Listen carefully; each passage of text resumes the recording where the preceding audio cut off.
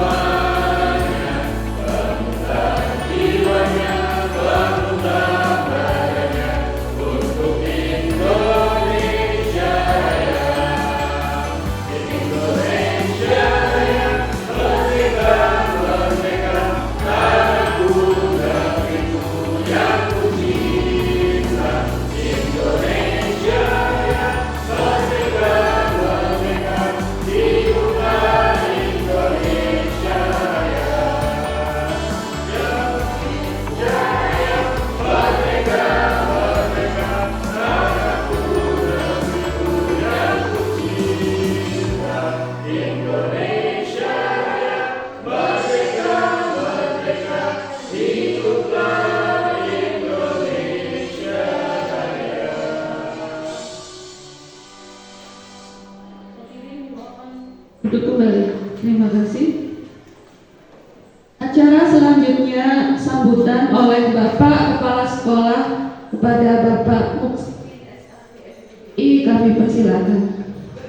Bismillahirrahmanirrahim. Assalamualaikum warahmatullahi wabarakatuh. Alhamdulillah, wassalatu wassalamu ala rasulillah wa ala alihi wa sahbihi wa mawala, la hawla wa la quwwata illa billah, amma ba'da. Bapak Ibu SMP, guru SMP di Tongseng 1 Atap, saya hormati terkhusus Bapak Faisal Hamid yang hari ini melaksanakan diseminasi tentang budaya positif. Alhamdulillah, kita semua dalam keadaan sehat walafiat, tidak ada halangan satu apapun. Bahkan Pak Zainuddin ini royo-royo datang ya untuk bisa menyaksikan destinasi itu apa ya. Yang penting kita semuanya sehat walafiat. Yang kedua, mari kita panjatkan syukur dan mari kita panjatkan sholawat dan salam untuk junjungan kita Nabi Agung Nabi besar Muhammad Sallallahu Alaihi Wasallam. Bapak Ibu yang saya hormati, eksaminasi ini terkait dengan tugas selaku calon guru penggerak yang saat ini sedang berjalan, yaitu pendidikan guru penggerak angkatan ke-10 untuk memenuhi tugas aksi nyata, ya, aksi nyata yang ini mungkin juga bisa diaplikasikan di dalam pembelajaran nanti. Bapak Ibu semuanya, khususnya untuk Pak Faris ini bisa untuk nyata di PNN, bisa ya. Bapak Ibu yang saya hormati, pendidikan guru penggerak ini satu program khusus dari Kementerian Pendidikan, di mana sesuai dengan peraturan pemerintah, seseorang yang mengikuti pendidikan guru penggerak ini memang ada beberapa privilege ya, tetapi itu semuanya bukan menjadi utama. Yang utama adalah di pendidikan guru penggerak itu banyak sekali ilmu yang saya kaget-kaget. Nah, oh ternyata ada seperti ini, oh ternyata ada seperti ini. Yang dalam benak saya itu tidak terpikirkan. Salah satu yang menjadi keterkagetan saya adalah di sana ternyata pemikiran Ki Hajar Dewantoro, kita tahunya hanya Tuturi Handayani, Ngarso Tulodo, Imadyo Ngarso, Tuturi Handayani. Ternyata tidak. Banyak sekali ajaran-ajaran beliau, ada taman siswa, ada sistem among, ada guru sebagai petani, sebagai tukang kebun. Itu mungkin kebenarannya asing bagi saya ya, karena dari dulu ngertinya ya Tuturi Handayani itu. Dan memang kalau kita ikuti pendidikan guru penggerak ini, kalau gurunya itu kreatif kayak Pak ini, mungkin asik ya, bisa mengikuti asik, bahkan bisa mengasah kemampuan IT-nya, karena memang saya lihat IT menjadi utama ketika melaksanakan pendidikan guru penggerak. Kalau yang IT-nya cupen, saya itu menjadi tak terhambat memang. Kadang-kadang ketika akan melakukan sudah timbul wangel. Tapi kalau yang bisa IT itu malah tertantang, harus bisa. Dan nyatanya memang saya tadinya tidak tahu Canva, ya tahu Canva gitu. Ya tadinya tidak tahu kalau Canva itu bisa untuk presentasi video, itu ternyata bisa semua ya. Saya kaget gitu. Dan ilmu-ilmu yang lain yang mungkin secara tertulis tidak ada, tetapi di kenyataan itu kita banyak mendapatkan. Artinya ternyata guru harus begini. Itu bisa timbul ketika kita ketemu dengan teman-teman guru yang lain ya. Diskusi dengan guru yang lain, apalagi ada fasilitatornya, ada instrukturnya, itu menjadi lebih luas pandangannya. Maka saya berharap ini kalau Pemalang ada, saya dengar ada angkatan 12, monggo ya Bapak Ibu yang belum daftar. Salah satu privilege-nya adalah itu menjadi syarat kepala sekolah. Nah, melihat saya belum pendidikan tapi sudah, karena memang kondisi kurang.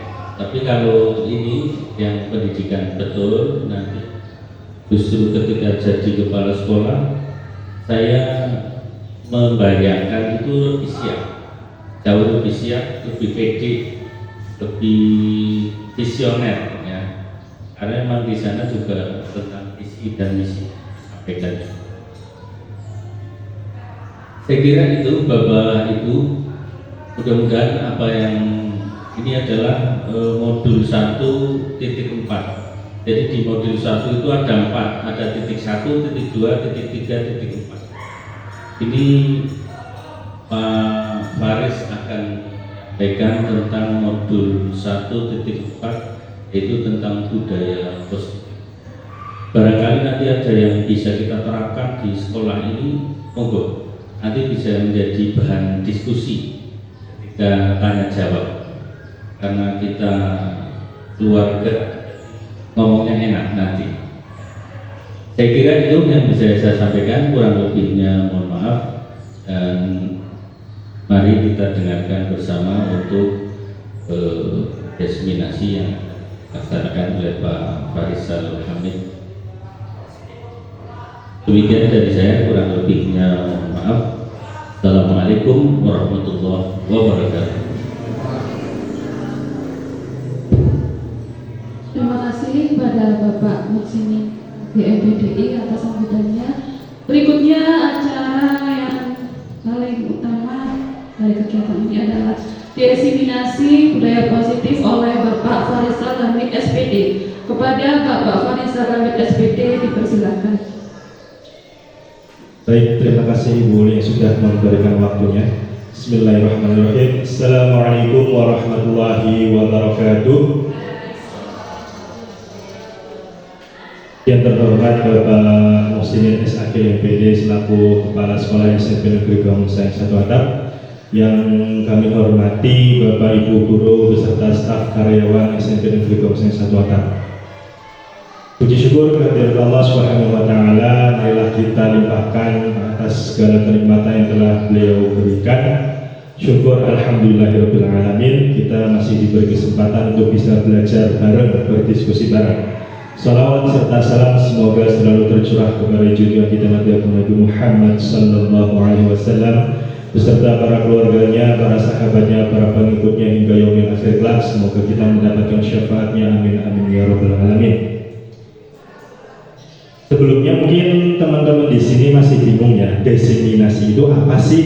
Nah, diseminasi itu adalah penyebaran pengetahuan kepada khalayak umum. Nah, di sini saya melakukan diseminasi sebagai bukti aksi nyata saya terhadap apa yang sudah saya dapatkan di pendidikan guru penggerak di angkatan 10 ini. Saya sampaikan kepada khalayak umum, dalam hal ini yaitu guru-guru dan karyawan SMP Negeri Gangseng 1 Atap. Nah, yang akan saya sampaikan yaitu terkait dengan budaya positif. Nah, sebelum kita melanjut ke budaya positif, mari kita jawab bersama terkait dengan pertanyaan pemantik ini. Tinggal dijawab setuju atau tidak setuju. Yang pertama, hukuman dapat mendisiplinkan anak. Kira-kira menurut Bapak Ibu setuju tidak bahwa hukuman itu dapat mendisiplinkan anak? Setuju? Setuju. Oke. Semuanya setuju ya. Yang kedua, pemberian hukuman dengan hal positif seperti membaca atau membersihkan halaman sekolah dapat meningkatkan disiplin anak. Kira-kira setuju tidak? Setuju. Oke. Yang ketiga, memberi penghargaan dapat meningkatkan motivasi belajar anak. Setuju atau tidak? Setuju semua. Oke. Nah, ternyata setelah saya pelajari ikut pendidikan guru penggerak, dulu awalnya memang saya setuju bahwa hukuman itu dapat mendisiplinkan anak dulu sebelum ikut pendidikan guru penggerak. Nah, ternyata setelah mengikuti guru penggerak, program pendidikan guru penggerak, ternyata hukuman dapat mendisiplinkan anak itu ternyata tidak tepat, Bapak Ibu. Ternyata tidak dapat mendisiplinkan anak.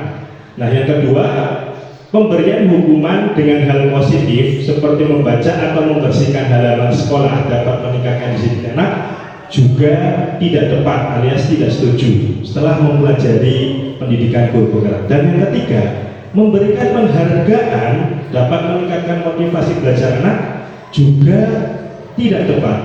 Alasannya apa? Alasannya yaitu bahwa kesemuanya itu merupakan unsur dari ekstrinsik. Kalau kita pelajari ternyata motivasi itu ada dua, motivasi intrinsik dan motivasi ekstrinsik. Nah, ternyata yang paling tepat itu adalah membangun motivasi intrinsik pada anak untuk anak tersebut menjadi disiplin. Jadi kalau kita memberikan motivasi ekstrinsik berupa hukuman ataupun memberikan penghargaan, itu tidak tepat untuk membangun mendisiplinkan anak. Oleh karena itu, kenapa sih motivasi intrinsik itu penting untuk membangun disiplin anak? Kita saksikan bareng-bareng. Kita bahas budaya positif. Apa itu budaya positif? Nah, budaya positif adalah perwujudan dari nilai-nilai atau keyakinan universal yang diterapkan di sekolah, yang selalu dilakukan berulang kali menjadi konsisten. Dan budaya itu pasti menjadi seperti ciri khas dari sekolah ini. Budayanya itu apa sih yang menjadi ciri khas dan memang dilakukan oleh semua warga sekolah. Jadi apa sih yang menjadi ciri khas budaya positif di SMP Negeri Gongsa ini apa? Yaitu dari perwujudan nilai-nilai keyakinan yang kita yakini. Seperti itu ya Bapak Ibu. Jadi itulah makna dari budaya positif. Bagaimana untuk membangun budaya positif yang ada di sekolah ini? Nah, mari kita lanjutkan dari hal-hal yang kita sampaikan. Nah, konsep-konsep inti untuk menciptakan budaya positif. Nah, ini yang perlu kita pelajari dan yang saya pelajari sebelumnya. Konsep-konsep untuk membangun atau menciptakan budaya positif. Yang pertama, disiplin positif.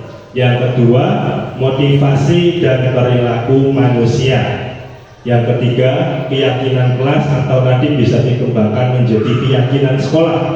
Yang keempat, kebutuhan dasar manusia. Yang kelima, posisi kontrol seorang guru. Yang keenam, segitiga restitusi.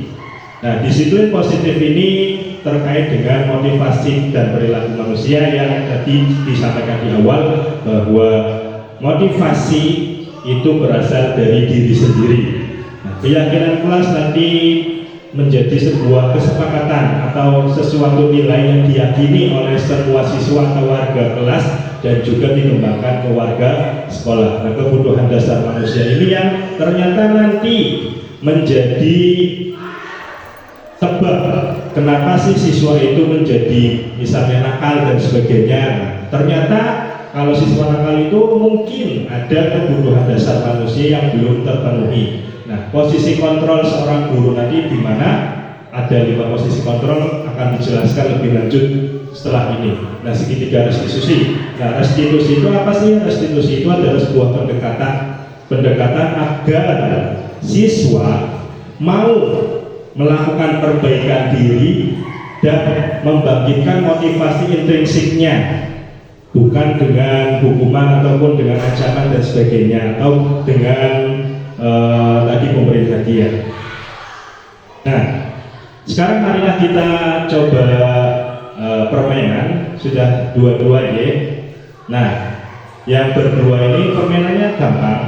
Salah satu nanti menjadi A, yang kedua menjadi B. Nah, yang A itu nanti kira-kira nanti menggenggam, yang satu menggenggam.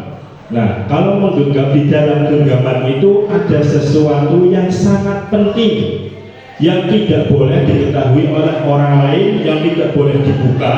Bahkan kalau ternyata dibuka, itu akan menjadi penyesalan seumur hidup, bahkan bisa mengancam nyawa kalau sampai tangannya terbuka. Kalau yang satunya itu yang membujuk agar yang tadi membuka tangannya, bisa dengan membujuk, menghardik, mengintimidasi, memarahi, apapun, dengan cara apapun. Yang penting yang menggenggam sesuatu yang sangat penting itu mau membuka tangannya. Kira-kira kalau B dengan menghardik, membujuk atau mengintimidasi si A yang menggenggam sesuatu yang sangat penting, yang kalau dibuka genggamannya akan menjadi penyesalan seumur hidup, kira-kira A ini mau tidak membuka genggamannya?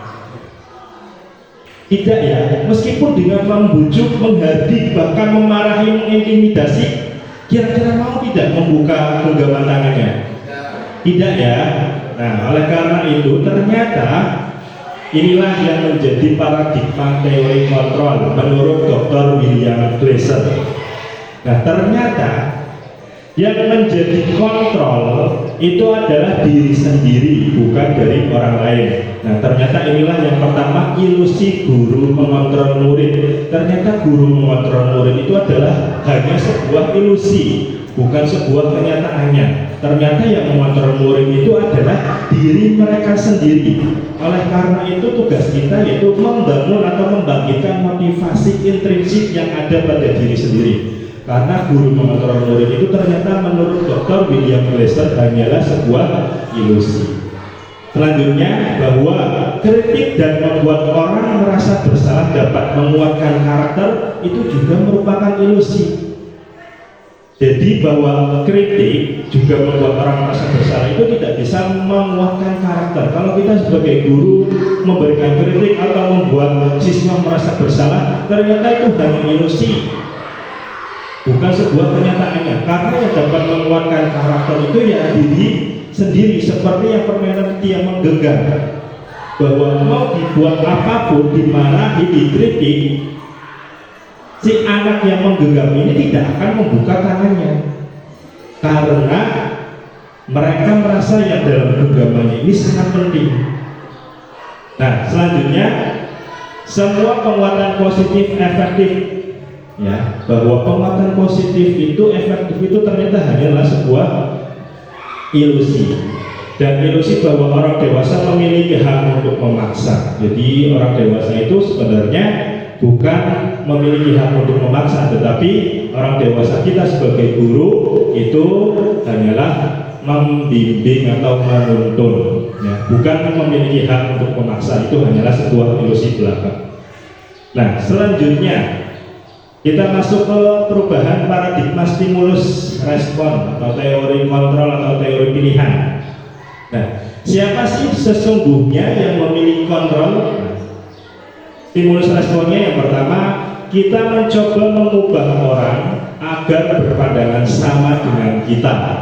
Ternyata teori pilihannya seharusnya kita berusaha memahami pandangan orang lain tentang dunia mereka, pandangan mereka, bukan memaksa atau mengubah pandangan orang agar sama dengan kita, tetapi kita harus berusaha memahami pandangan orang lain terkait masalah yang dihadapi dan sebagainya.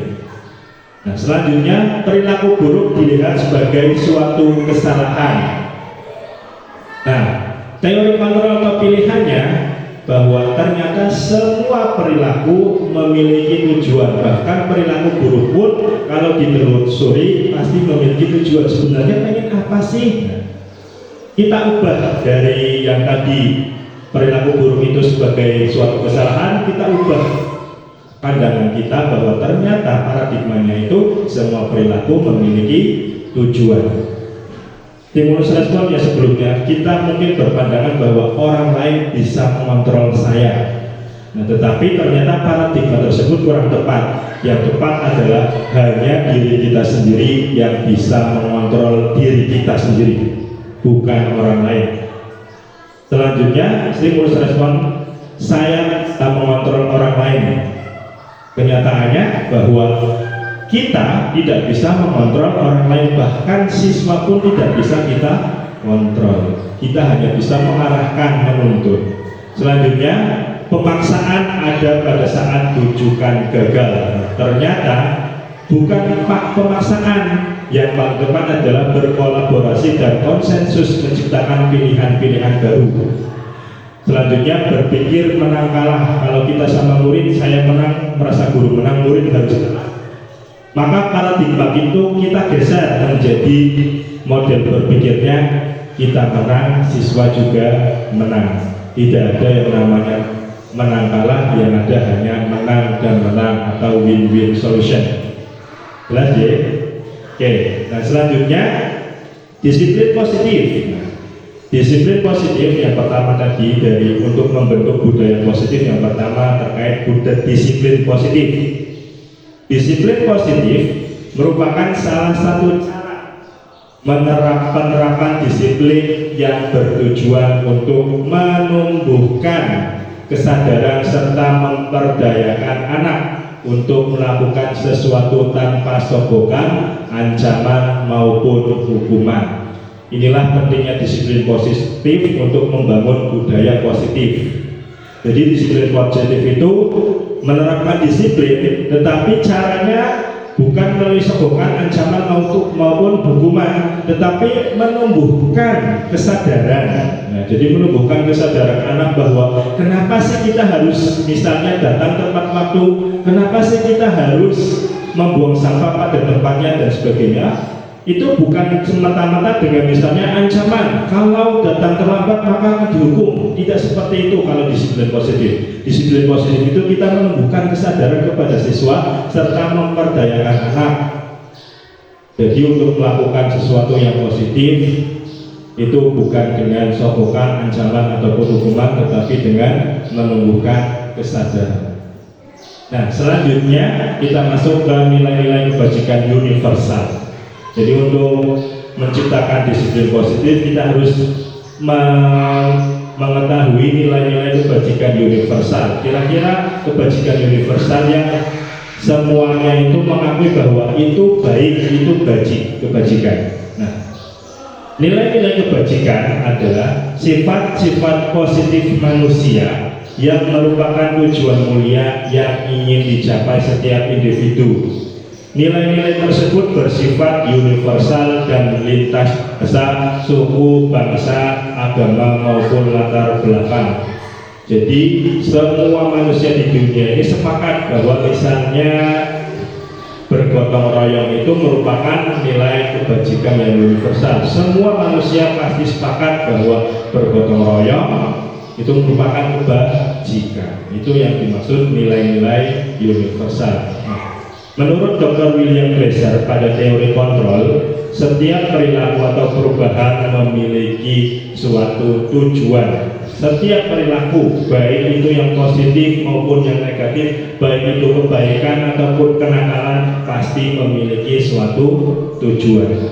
Nah, dengan mengaitkan nilai-nilai kebajikan yang diyakini seseorang, maka motivasi intrinsiknya akan terbangun. Inilah pentingnya mengapa kita harus tahu nilai-nilai kebajikan universal. Agar apa? Agar motivasi intrinsik anak itu menjadi terbangun dan tumbuh, sehingga menggerakkan motivasi dari dalam untuk dapat mencapai tujuan mulia yang diinginkan. Nah, ternyata nilai-nilai kebajikan yang ingin dicapai oleh setiap anak Indonesia yang sudah dirumuskan oleh Kemendikbudristek ternyata adalah yang kita kenal sebagai profil pelajar Pancasila. Nah, profil pelajar Pancasila, nilai-nilai kebajikan yang ada pada profil pelajar Pancasila itu apa saja sih?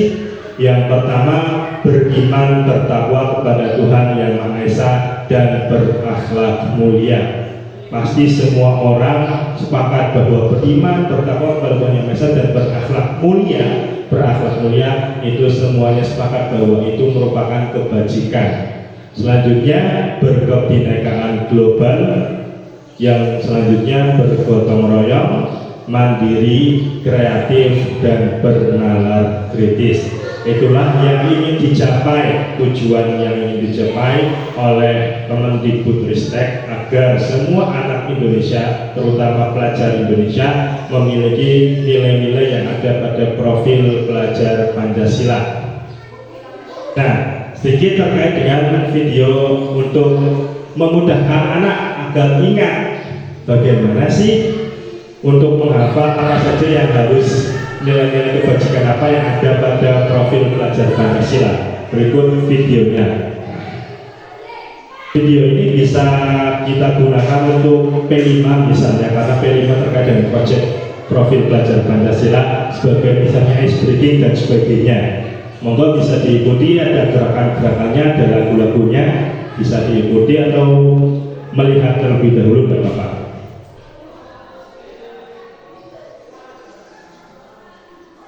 Beneran tak ya?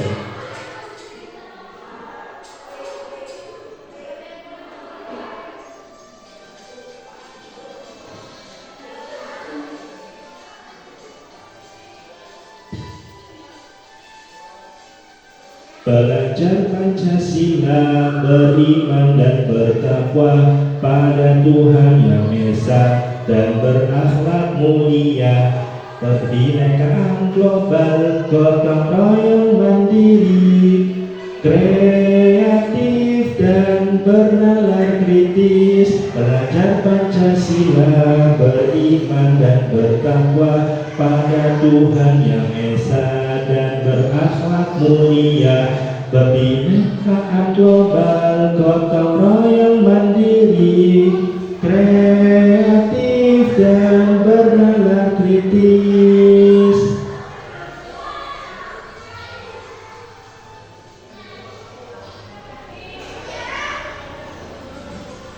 Nah, itu tadi beberapa contoh yang bisa digunakan agar anak-anak gampang untuk mengingat nilai-nilai apa sih yang ada pada pelajar profil Pancasila ya. Bisa dengan gerakan, jadi ini bisa digunakan untuk ice breaking misalnya pada saat materi pelajaran, bisa pada saat P5 misalnya anak-anak bosan sedikit, oke kita nyanyi bareng yuk terkait dengan profil pelajar Pancasila. Oke, kita ulang lagi ya biar gampang mengingatnya.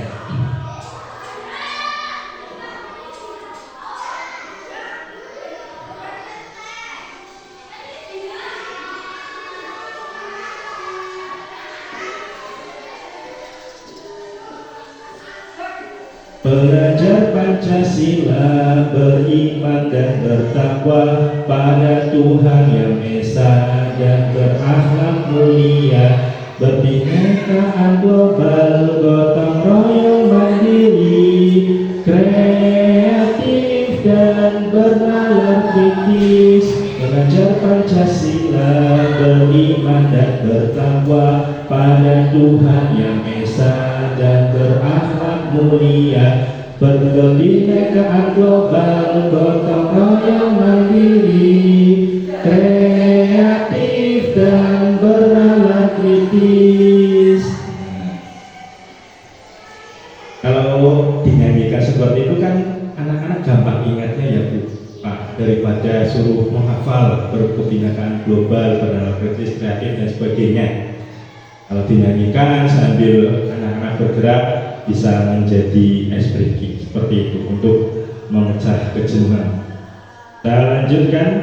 Nah, ternyata motivasi perilaku manusia yang pertama untuk menghindari ketidaknyamanan atau hukuman.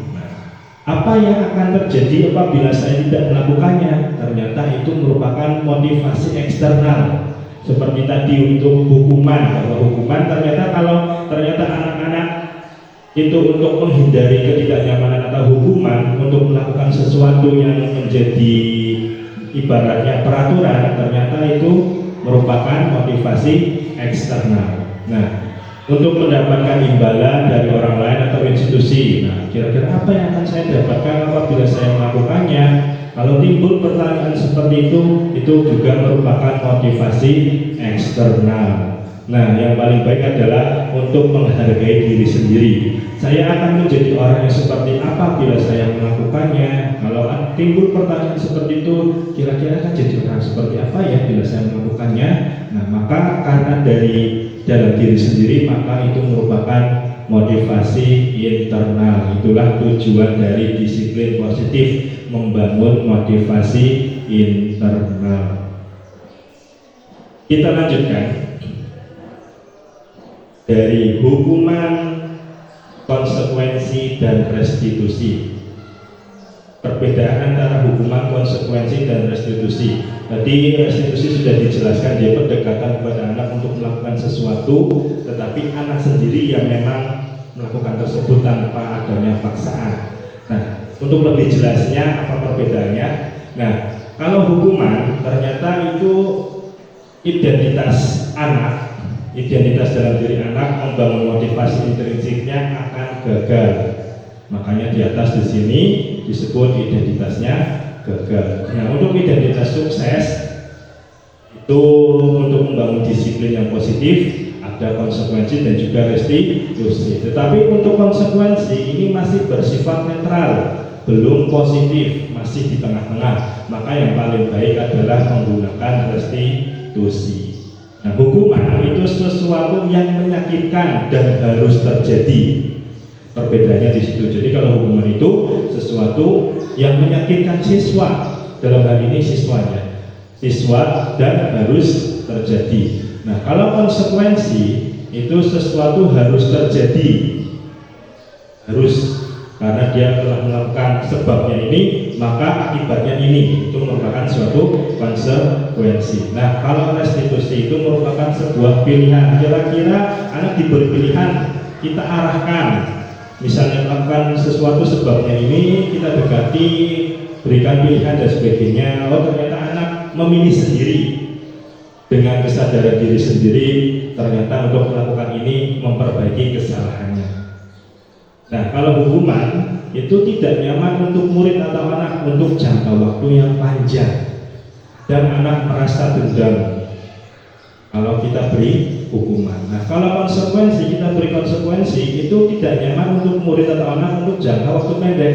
Jangka waktu pendek di situ karena kita sudah melakukan, anak sudah melakukan suatu kesalahan, sebabnya melakukan kesalahan, maka konsekuensinya, akibatnya anak akan merasakan tidak nyaman pada waktu itu, makanya disebut jangka waktu pendek. Nah, kalau restitusi itu akan menguatkan siswa atau murid dalam jangka waktu yang panjang, karena yang dibangun adalah motivasi intrinsiknya untuk memperbaiki diri.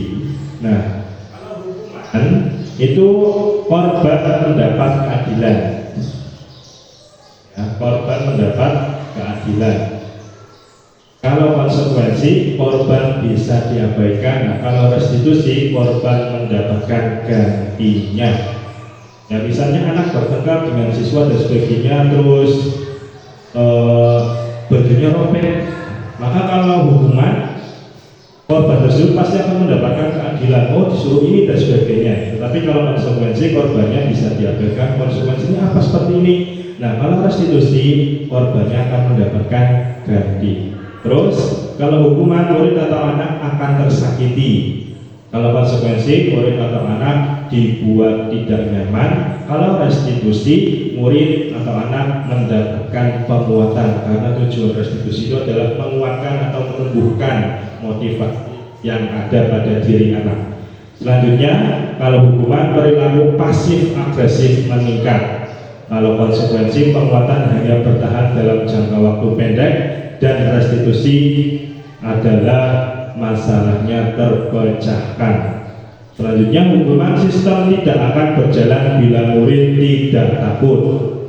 Kalau kita melakukan suatu peraturan terus ada hukumannya, kalau ternyata murid tidak takut, maka peraturan tersebut menjadi tidak berjalan atau tidak bisa berjalan sebagaimana mestinya. Nah, kalau konsekuensi memerlukan monitoring dan supervisi terus-menerus dari guru. Nah, kalau restitusi, murid belajar bertanggung jawab untuk perilakunya. Kalau hukuman berlaku hanya pada sebuah institusi, tidak berlanjut pada kehidupan nyata. Kalau konsekuensi membantu penerapan mengikuti peraturan dalam masyarakat.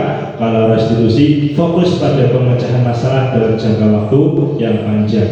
Hukuman peraturannya adalah titik kamu harus seperti ini. Kalau konsekuensinya apa peraturannya? Terus mampukah kamu melakukannya? Nah, kalau restitusi apa yang kamu yakini? Ditanyakan kembali keyakinannya. Apa yang bisa kamu lakukan untuk memperbaiki masalah ini? Inilah yang menjadi perbedaan antara restitusi dengan yang lainnya, bahwa anak melakukan pemecahan masalah atau melakukan ganti dari sebuah apa yang ia lakukan itu dengan kesadaran diri sendiri.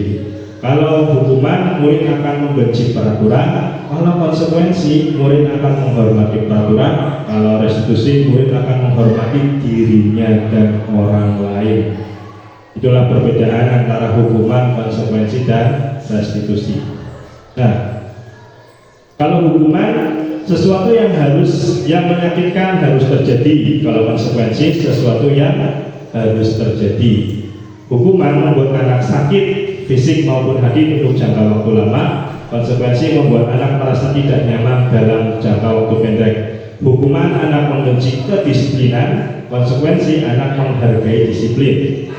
Hukuman bersifat paksaan. Konsekuensi bersifat stimulus tanggapan. Hukuman mendorong anak menyakiti diri sendiri. Konsekuensi mendorong anak agar mudah dan sebagainya. Ini disebut dari restitution diamegosen the 5 position of control, ya, seperti itu. Bisa dibaca sendiri, kita lanjutkan. Nah, tadi terkait dengan restitusi, kita kenali bahwa 9 ciri-ciri restitusi. Yang pertama, bahwa restitusi itu bukan untuk menebus kesalahan, namun untuk belajar dari kesalahan. Yang kedua, restitusi itu memperbaiki hubungan. Yang ketiga, tawaran. Jadi kita menawarkan harusnya bisa seperti ini, tapi tidak memaksakan. Agar apa? Agar tumbuh motivasi intrinsik. Anak melakukan sesuatu itu bukan karena paksaan, tetapi dari kesadaran diri sendiri. Restitusi itu menuntun untuk melihat ke dalam diri. Restitusi itu mencari kebutuhan dasar yang mendasari tindakan. Restitusi diri adalah cara yang paling baik. Restitusi fokus pada karakter, jadi fokusnya pada karakter anak, bukan tindakan anak apa yang dilakukan, salahnya di mana dan sebagainya. Tetapi restitusi itu fokus pada solusi. Nah, restitusi mengembalikan murid yang berbuat salah pada kelompoknya. Jadi murid tidak dari kelompok yang baik, tetapi murid akan dikembalikan kepada kelompok yang baik. Nah, berdasarkan tabel di atas, berikut adalah penjelasan tentang hukuman, konsekuensi, dan restitusi. Menurut dosen tahun 2024, hukuman itu apa? Hukuman itu tidak terencana.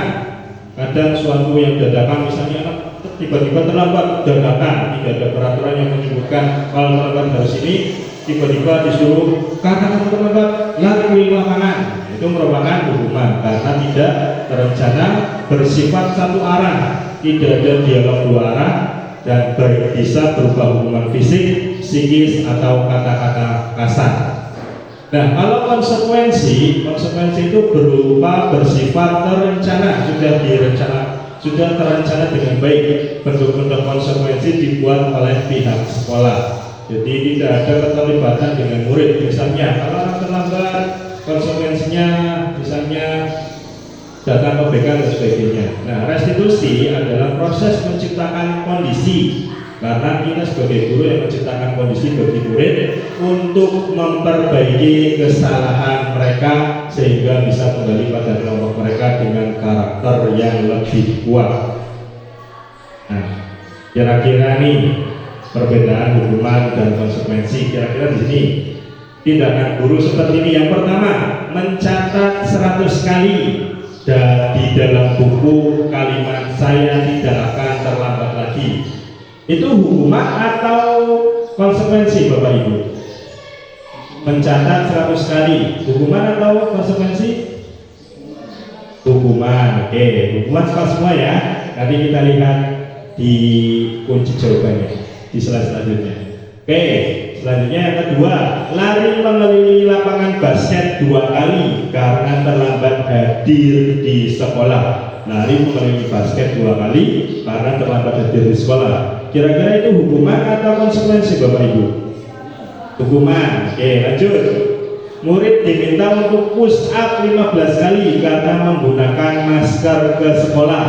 Karena tidak menggunakan masker ke sekolah, murid diminta untuk push up 15 kali. Konsekuensi atau hukuman? Hukuman. Oke. Terus selanjutnya menggantikan kertas tugas teman yang telah dicoret-coret. Konsekuensi. Oke. Konsekuensi ya. Selanjutnya membersihkan tumpahan air di meja tulis karena tersenggol pada saat belajar. Konsekuensi. Murid disuruh untuk mengenakan sepatu seharian di sekolah karena tidak mengenakan sepatu hitam. Murid disuruh untuk tidak mengenakan sepatu seharian, maksudnya ya, tidak mengenakan sepatu selama seharian di sekolah karena tidak mengenakan sepatu hitam. Konsekuensi atau hukuman? Hukuman. Ada yang punya pendapat lain? Hukuman semua. Oke, lanjut. Lari mengelilingi lapangan basket 2 kali karena terlambat 10 menit untuk pelajaran PJOK. Hukuman atau konsekuensi? Ada yang hukuman atau konsekuensi? Oke, berbeda pendapat. Kita cek untuk kunci jawabannya. Mencatat 100 kali itu merupakan hukuman. Benar ya? Oke, tepuk tangan buat Bapak Ibu. Ya, mencatat 100 kali. Kenapa hukuman? Karena di situ spontan. Kamu terlambat, tulis catat 100 kali di dalam buku kalimat ini. Nah, itu merupakan hukuman. Selanjutnya, lari mengelilingi lapangan basket 2 kali itu juga merupakan hukuman. Nah, yang tadi perbedaan pendapat benar ya. Usaha benar, kertas benar, ini benar. Nah, yang menjadi perbedaan di sini tadi yang terakhir. Lari mengelilingi lapangan basket 2 kali karena terlambat 10 menit untuk pelajaran olahraga itu merupakan sebuah konsekuensi. Yang menjadi fokusnya adalah pada pelajaran PJOK. Karena 10 menit biasanya PJOK itu kan butuh pemanasan. Karena terlambat tidak ikut pemanasan biasanya. Maka konsekuensinya apa? Dia pemanasannya itu mengelilingi lapangan basket 2 kali. Biasanya seperti itu. Makanya disebut konsekuensi. Paham ya Bapak Ibu ya? Oke, lanjut. Nah, kita masuk ke dihukum oleh penghargaan. Dihukum oleh penghargaan. Nah, jadi apa sih maknanya? Ternyata kalau kita sering memberikan penghargaan pada murid, itu bisa menjadi hukuman untuk murid yang lain. Nah, apa maknanya dihukum oleh penghargaan? Yang pertama, pengaruh jangka pendek dan jangka panjangnya. Konsekuensinya apa? Penghargaan menjadi tidak efektif kalau penghargaan diberikan dengan cara yang tidak tepat. Penghargaan bisa merusak hubungan. Penghargaan juga mengurangi ketepatan. Penghargaan mengurangi kualitas dan penghargaan mematikan kreativitas. Nah, kalau penghargaan itu harus dilakukan dengan cara-cara yang tepat. Nah, cara-cara yang tepat itu apa? Agar penghargaan itu tidak menjadi hukuman bagi orang lain. Nah, bentuk program kebajikan atau apresiasi penghargaan dalam memberikan apresiasi atau pengakuan perlu diingat beberapa hal. Yang pertama, beri dukungan secara khusus, beri pengakuan secara pribadi, beri pengakuan kepada semua murid bergantian, beri pengakuan secara konsisten dan fokus pada proses, bukan pada hasil. Nah, caranya gimana untuk memberikan apresiasi atau kebajikan pengakuan tersebut? Yang pertama dengan cara pembukanya, yang kedua dengan nilai kebajikannya, yang ketiga dengan situasinya. Jadi bukan hanya selamat telah mendapatkan ini misalnya, tapi dengan yang pertama, kemarin saya perhatikan, bukannya seperti itu. Kemarin saya perhatikan kamu tidak datang terlambat ya, di situ. Terus misalnya di sini contoh, kemarin saya perhatikan rasa empatimu besar sekali pada saat menolong murid baru di kelas kita. Oh, ternyata pada saat ada murid baru ternyata orang tersebut atau siswa tersebut membantu menolong. Kalimat pembukanya, saya menghargai kepedulianmu pada saat situasinya disampaikan, pada saat kamu membantu teman-temanmu di tugas kelompok. Nah, kalimat pembukanya bisa berupa terima kasih. Sebutkan nilai kebajikannya, ternyata nilai kebajikannya itu rasa tanggung jawab. Maka terima kasih untuk rasa tanggung jawabmu. Situasinya pada saat apa? Pada saat kamu memungut kertas-kertas yang berserakan di lantai. Jadi ini bisa dilakukan untuk semua murid, bukan hanya pada satu orang yang misalnya mendapatkan peringkat 1, tapi semua murid mendapatkan pengakuan atau apresiasi atas kebajikan yang telah dilakukan. Seperti itu. Lanjut, mengapa kok tidak peraturan saja? Mengapa harus keyakinan kelas? Kenapa sih? Bukan, ya penting kita buat peraturan saja, tapi harus keyakinan kelas. Kenapa? Karena mengapa kita memiliki peraturan harus menggunakan helm bila mengendarai kendaraan roda 2? Aturannya kenapa sih harus mengendarai helm, menggunakan helm? Terus kenapa sih kita memiliki peraturan 3M dulu waktu COVID, menggunakan masker, mencuci tangan, dan menjaga jarak? Kenapa sih kita memiliki peraturan harus datang tepat waktu pada saat mengikuti pelatihan? Kalau hal-hal peraturan seperti ini tidak membangun motivasi intrinsik untuk melakukan apa yang menjadi peraturan tersebut,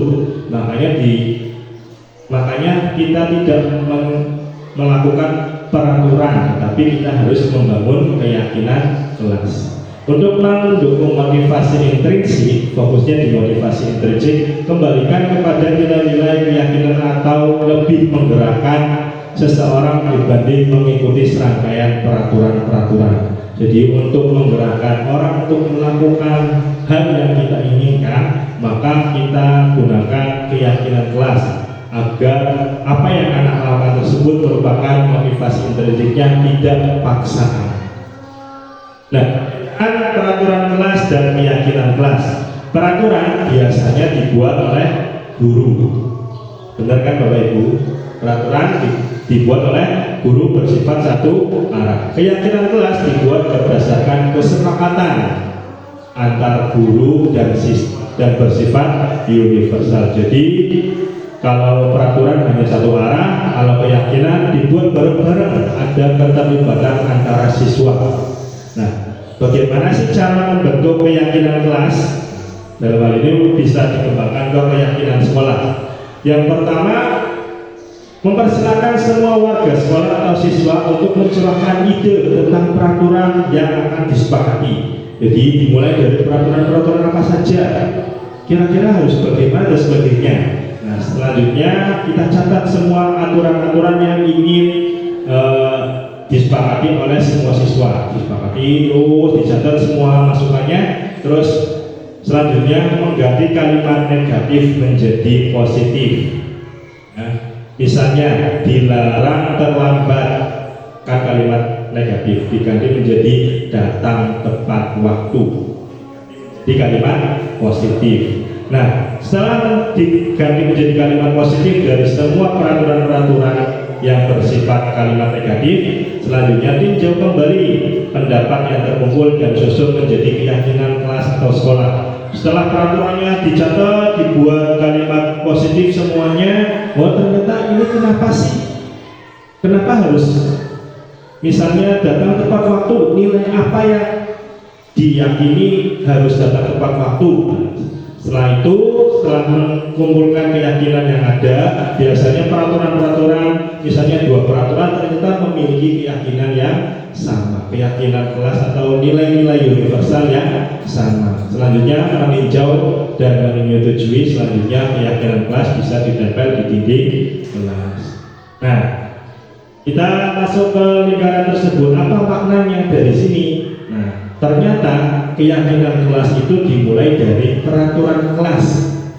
Paling dalam yaitu peraturan kelas, karena keyakinan kelas itu dibangun dari peraturan-peraturan yang ada. Selanjutnya nilai apa kebaikan-kebaikan universal dari peraturan tersebut, maka digunakan menjadi keyakinan kelas. Nah, keyakinan kelas setelah keyakinan kelas ini itu dilaksanakan oleh semua warga sekolah menjadi lingkungan yang positif, dan kalau lingkungan yang positif dilaksanakan terus-menerus secara kontinu akan menjadi budaya positif.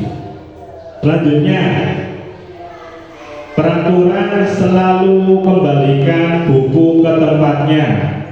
Kira-kira keyakinannya apa ini? Nah, selalu kembalikan buku ke tempatnya, ternyata keyakinan kelas atau nilai-nilai yang terkandung dari kembalikan buku ke tempatnya itu adalah tanggung jawab. Selanjutnya, dilarang mengganggu orang lain. Nilai-nilai yang disepakati itu apa yang terkandung di dalam peraturan tersebut? Ternyata menghormati orang lain. Hadir di sekolah 15 menit sebelum pembelajaran dimulai. Ternyata nilai-nilai atau keyakinan dimiliki dalam peraturan tersebut itu menghormati orang lain, berkomitmen.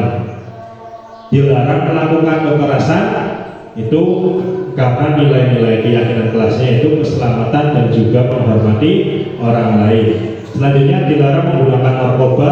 Oh, ternyata nilai yang dikandung dalam larangan itu untuk kesehatan. Bergantian atau menunggu giliran, ternyata nilai-nilai yang terkandung itu adalah menghormati orang lain dan terus gunakan masker pada saat COVID itu ternyata nilai-nilai yang terkandung itu untuk kesehatan dan juga keselamatan. Dan jangan berlari di kelas atau koridor, ternyata nilai-nilai terkandung atau keyakinan yang dimiliki adalah keselamatan dan juga keamanan.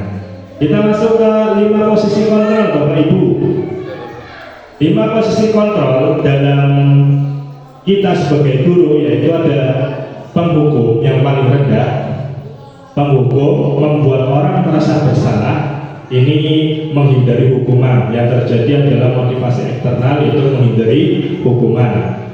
Identitasnya gagal, identitas anak yang terbangun itu gagal karena dari kontrol luar, menghukum dan membuat orang merasa bersalah. Nah, selanjutnya yang lebih tinggi lagi apa? Yang lebih tinggi lagi itu teman, dan yang lebih tinggi lagi pemantau. Nah, ini bisa berhasil identitasnya dibangun karena tapi masih dalam kontrol dari luar, motivasi eksternal, yaitu mengharap imbalan dan ketergantungan pada orang lain. Dan yang tertinggi dari 5 posisi kontrol itu adalah menjadi manajer, menghargai diri sendiri. Itu bisa nanti disampaikan di luar. Lanjut. Nah, saya kecewa sekali dengan kamu. Nah, kira-kira posisi kontrolnya siapa yang mengatakan? Membuat merasa bersalah. Kamu tidak pernah benar melakukannya, tidak pernah, kata-kata tidak pernah itu merupakan suatu hukuman. Kalau ayolah lakukan demi ibu atau bapak, maka posisi kontrolnya masih sebagai teman. Kalau apakah kamu mau mendapatkan stiker bintang hari ini, stiker bintang, oh ternyata kalau seperti itu masih menjadi eksternal, mengharapkan imbalan, maka masih sebagai pemantau. Nah, yang tertinggi di sini, bagaimana kamu bisa menyelesaikan masalah ini? Kata-kata bisa menyelesaikan masalah ini timbul untuk membangun motivasi intrinsik dari siswa, maka yang mengatakan posisi kontrolnya itu manajer. Dan kamu selalu yang paling terakhir. Kata-kata selalu itu merupakan kata-kata hukuman, karena bisa jadi pada saat yang lain dia tidak terakhir, maka kalimat kata-kata selalu itu menjadi kalimat menghukum. Kita masuk ke 5 kebutuhan dasar manusia. Karena pada saat anak melakukan suatu tindakan yang tercela, biasanya ada kebutuhan dasar manusia yang tidak terpenuhi. Yang pertama yaitu paling dalam. Yang pertama kebutuhan bertahan hidup, yang kedua kesenangan, yang ketiga kasih sayang dan rasa terima kasih, rasa kasih sayang dan rasa diterima, yang keempat penguasaan, dan yang terakhir kebebasan. Jadi inilah 5 kebutuhan dasar setiap manusia yang harus dipenuhi. Kalau ada salah satu yang tidak terpenuhi, biasanya anak akan melakukan perbuatan yang melenceng. Nah, termasuk kebutuhan dasar manusia yang mana? Nah, ini sudah ada jawabannya.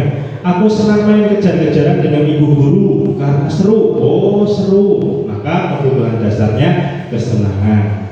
Ibu kejar aku karena ibuku. Nah, karena kata ibu guru saya, aku ternyata merupakan kebutuhan dasar kasih sayang. Aku hebat kan bisa bikin guru kejar aku. Oh, ternyata penguasaan, karena dia ingin menguasai bahwa ibu guru itu bisa mengejar aku. Nah, terus kata-kata aku bosan belajar warna terus di dalam kelas. Oh, ternyata kebebasan. Kata-kata bosan ini berarti merasa tertekan, berarti kebutuhan dasar yang tidak terpenuhi itu adalah kebebasan. Nah, untuk melawan hal tersebut kita gunakan yang terakhir, segitiga restitusi.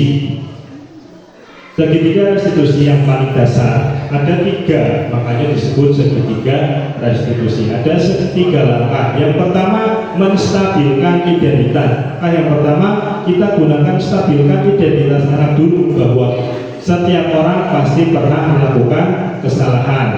Ya, ingat-ingat bahwa setiap orang itu pasti pernah melakukan kesalahan. Untuk menstabilkan identitas anak. Terus bisa juga dengan kamu bukan satu-satunya yang pernah melakukan ini. Kamu bukan satu-satunya, maka itu untuk menstabilkan identitas. Selanjutnya, langkah yang kedua yaitu validasi kebutuhannya. Kebutuhan dari 5 kebutuhan dasarnya itu apa? Kamu tentu punya alasan mengapa melakukan itu. Itu termasuk memvalidasi kebutuhan. Adakah cara yang lebih efektif untuk mendapatkan apa yang kamu butuhkan?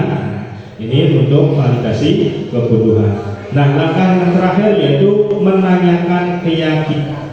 Nah, setelah divalidasi kebutuhan yang belum terpenuhi apa, kita menanyakan keyakinan. Kira-kira nilai telah kita sepakati, karena sebelumnya kita membentuk kesepakatan atau keyakinan kelas. Nah, maka ternyata setelah anak melanggar ini ternyata ada nilai yang tidak dilakukan oleh anak tersebut. Maka kamu ingin menjadi orang yang seperti apa? Nah, setelah anak-anak paham, setelah disepakati, maka timbul motivasi intrinsik. Dia melakukan kesalahan, maka dia mau memperbaiki kesalahan tersebut tanpa adanya paksaan. Itulah gunanya segitiga restitusi.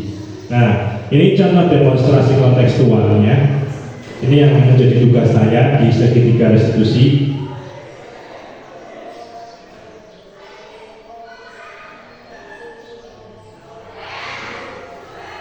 Langsung saja untuk kasus satu saja deh. Ini kasus yang terlambat.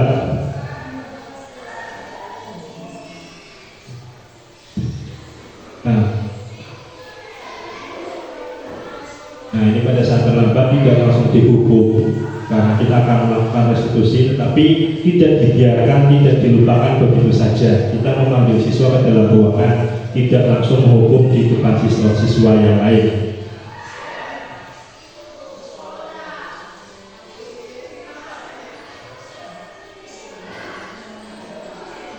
Tidak kedengeran ya, kurang kencang. Ada nggak bapak? Ini nanti ada konfirmasi tindakan dan sebagainya. Nanti ada validasi menstabilkan identitas dulu. Jadi mengkonfirmasi tindakan, apa sih tindakan yang salah tadi? Ternyata anak-anak paham saya terlambat. Dan sebagainya, stabilkan identitas, terus validasi tindakan yang salah dan sebagainya, menanyakan keyakinannya apa yang dilanggar. Terus memperbaikinya. Seperti itu ya Bapak Ibu. Kita lanjutkan.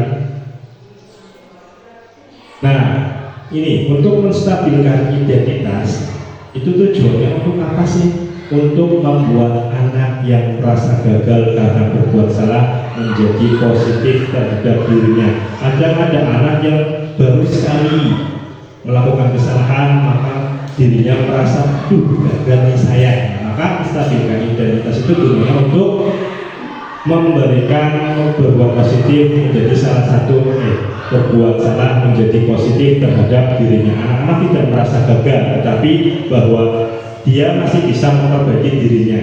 Itu tujuan dari menstabilkan identitas. Selanjutnya, validasi kebutuhan. Tujuannya itu apa sih? Tujuannya itu membantu murid mengenali basic need atau kebutuhan dasar yang 5 tadi yang ingin dipenuhinya ketika melakukan kesalahan itu. Pada dasarnya, setiap tindakan manusia tujuannya adalah memenuhi kebutuhan dasar yang 5 tadi ya. Lanjut. Nah, yang terakhir menanyakan keyakinan. Tujuannya apa sih? Tujuannya itu untuk anak melihat kesalahannya dihubungkan dengan norma sosial dan nilai-nilai yang mendasari manusia berinteraksi dengan orang lain. Itu tujuan dari menanyakan keyakinan dari segitiga restitusi. Itu saja yang bisa saya sampaikan. Terima kasih. Saya akhiri. Assalamualaikum warahmatullahi wabarakatuh. Terima kasih kepada Bapak Farizal Hamid atas pemaparannya tentang diseminasi budaya positif. Acara selanjutnya adalah tanya jawab. Monggo Bapak Ibu dipersilakan untuk bertanya. Ada yang mau bertanya? Cukup ya, sudah paham semua atau ada yang mau bertanya? Gak ada? Ya, monggo Bu Reski. Oke, terima kasih atas waktu yang sudah diberikan. Di sini saya sudah pernah mempraktekkan keyakinan kelas dengan membuat kesepakatan di kelas bersama anak-anak dengan konsekuensi komitmen apa yang sudah disepakati. Tapi faktanya di lapangan itu karena berbagai macam jenis karakter siswa ya Pak, kadang tidak berjalan sebagaimana mestinya dengan konsekuensi yang sudah kita sepakati sebelumnya. Nah, dari Bapak Faris telah mempelajari budaya positif ini, kira-kira kita sebagai guru sebaiknya bagaimana ketika kita sudah melakukan seperti teori seperti yang sudah kita pelajari, tapi di lapangannya tidak sesuai seperti itu. Terima kasih. Wassalamualaikum warahmatullahi wabarakatuh. Waalaikumsalam warahmatullahi wabarakatuh. Baik, saya menjawab dari pertanyaan Bu Reski. Kalau kita sudah melaksanakan suatu keyakinan kelas, berarti keyakinan tersebut pasti sudah disepakati ya. Intinya itu disepakati terlebih dahulu, semua anak tanda tangan bahwa itu merupakan kesepakatan bersama, tidak ada paksaan, bahwa semuanya sepakat bahwa inilah keyakinan yang ada di dalam kelas. Tapi ternyata pada saat pelaksanaannya ada anak yang karena berbagai karakter ternyata tidak melaksanakan keyakinan tersebut gitu. Nah, karena kita tadi sudah belajar terkait dengan 5 posisi kontrol, maka yang kita lakukan yaitu posisi kontrol kita sebagai manajer. Yang pertama, kita dekati anak satu persatu. Anak ini melakukan kesalahan ini dan melakukan keyakinan kelas ini, kita panggil. Kita gunakan teknik segitiga restitusi tadi. Jadi meskipun ternyata setiap anak berbeda karakter, pasti karena karakter tersebut ada 5 kebutuhan dasar yang tidak terpenuhi dalam dirinya. Kenapa dia melakukan itu? Oh, ternyata 5 kebutuhan dasar ini yang tidak terpenuhi ini. Kita panggil, kita ajak dialog dan sebagainya. Kita gunakan teknik segitiga restitusi dan kita tanyakan kembali keyakinan kelasnya di akhir. Dari menstabilkan identitas bahwa oh semuanya pasti pernah melakukan kesalahan dan sebagainya, dan di akhir menanyakan keyakinannya. Oh ternyata ini kita kan sudah sepakat bahwa keyakinan kelas ini harus dilaksanakan semuanya, sudah sepakat tidak ada paksaan bagaimana dan sebagainya.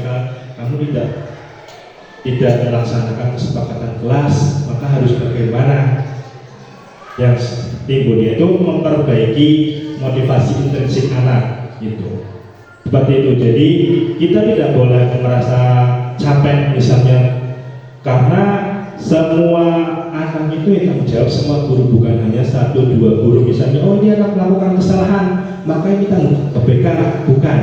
Tapi kalau ada anak yang melakukan kesalahan maka tanggung jawab kita bersama. Kita gunakan misalnya sudah dibuat keyakinan kelas, maka panggil, jangan disampaikan pada depan kelas. Kalau semua anak tahu, kita panggil dalam ruangan.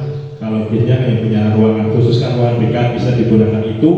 Kita gunakan teknik segitiga restitusi, mengembalikan anak pada kelompoknya yang sudah disepakati tersebut.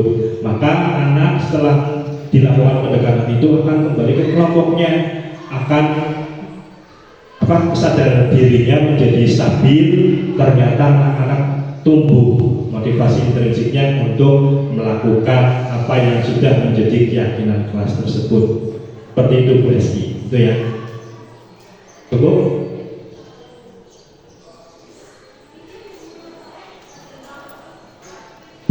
Ya, terima kasih atas tanya jawabnya. Alhamdulillah serangkaian acara diseminasi budaya positif telah kita laksanakan. Semoga apa yang dipaparkan oleh Pak Farisal Hamid SPD bermanfaat untuk kita semua dan bisa kita praktekkan di dalam kehidupan sehari-hari kita sebagai pendidik dan tenaga kependidikan di sekolah. Marilah kita tutup acara ini dengan bersama-sama membaca bacaan Al-Fatihah. Alhamdulillah. Terima kasih, mohon maaf atas salah dan hilaf. Wassalamualaikum warahmatullahi wabarakatuh. Warahmatullahi wabarakatuh.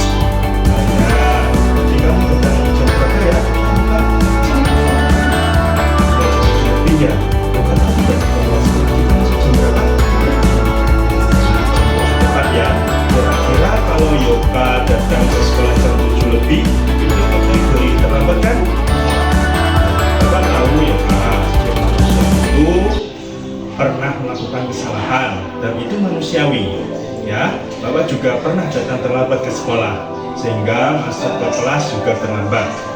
Tetapi di sini Bapak tidak mencari siapa yang salah. Kita sama-sama memecahkan solusi supaya Yoka datang tidak terlambat lagi ya.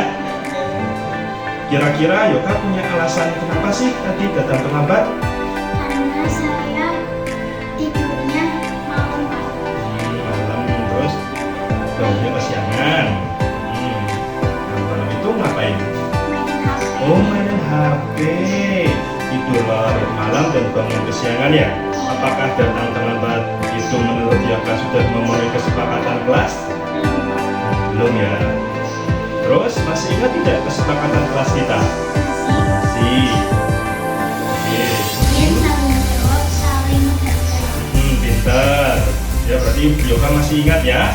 Oke. Lalu apa nih langkah-langkah yang akan Yoka lakukan supaya tidak datang terlambat ke sekolah lagi? Tidak tidur larut malam. Oke, bagus. Tidak tidur larut malam ya. Kapan kira-kira Yoka lakukan? Malam ini juga ya. Bagus. Bapak doakan Yoka semoga berencana lebih baik lagi. Bapak doakan supaya Yoka menjadi anak yang berprestasi dan mentaati program dan peraturan sekolah. Sama-sama Yoka. Waalaikumsalam. Tadi ya.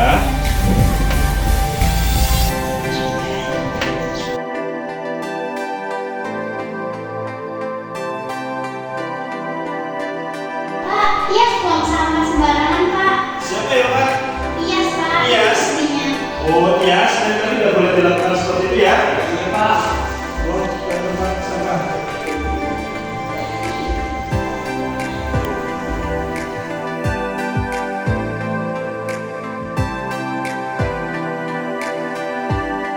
Assalamualaikum Pak. Waalaikumsalam Waalaikumsalam. Silakan duduk, Tias.